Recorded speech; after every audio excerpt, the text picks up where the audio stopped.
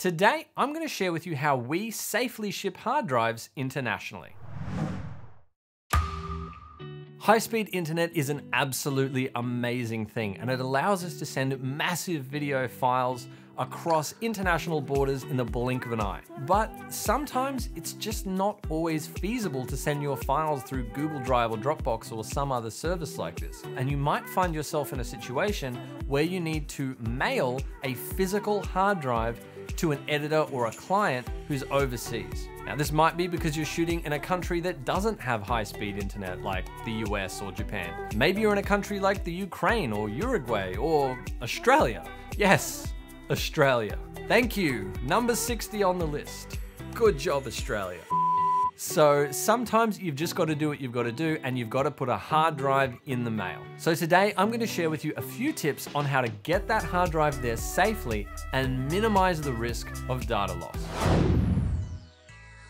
My first suggestion is to never send the only copy of your data. Always keep a backup of everything as the sender. And this might sound obvious, but I have had clients in the past who have sent me hard drives full of media from overseas, and they sent the only copy that they had. They didn't keep a backup. And what inevitably happened was some of those drives failed in transit, and the only option we had was very, very expensive data recovery. So don't put yourself in that situation. Always keep a backup copy. So worst case scenario, you can just ship another drive if you need to.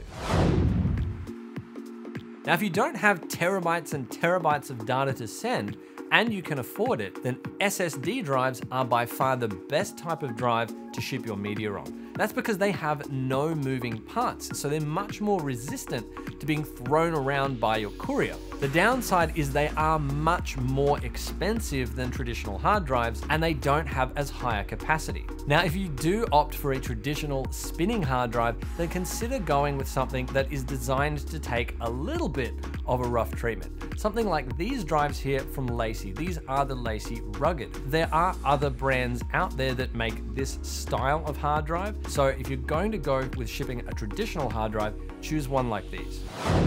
Now, failing that, you can use regular old internal hard drives, however, they are much more susceptible to drive failure. Maybe you have massive amounts of data to send over, or maybe you're on a really tight budget.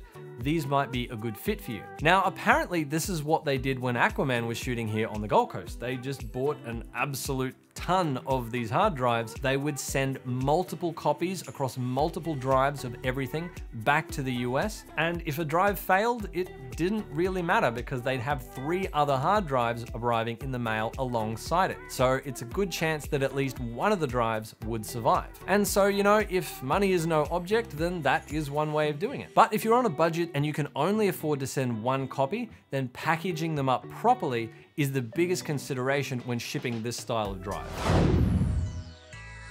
Now, you could just send your drives in their original cardboard box, but that's kind of lame. So that's much better. This is how I prefer to ship my hard drives, in a hard case like this one. Now, this is nothing special. This is no Pelican brand of hard case. This is just one that I got from a local hardware store down the road. I think it cost me about 30 bucks. And the good thing is, this size of case perfectly fits these LaCie Rugged style drives, but it also fits internal drives as well. And you can see that sits nice and snug. So you can just close them up, attach a shipping label, and then I like to thread some zip ties through the holes here. Now, if you're really worried about security and the potential of someone busting this case open, you can put a small combination lock on one of these corner holes. And I've done that in the past and just emailed the code to the client.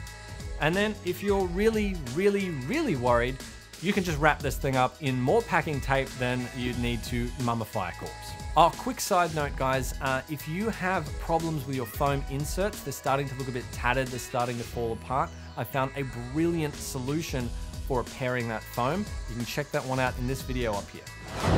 So there you have it, guys. This is how we ship our media when, for whatever reason, a service like Google Drive or Dropbox is just not viable. And I hope you found this useful and learned something today. If you did, make sure to give this video a thumbs up to let me know. And if you have any questions at all, let me know down in the comments section. If you'd like to see more videos just like this one, we put out new content every single week, so make sure you subscribe to the channel.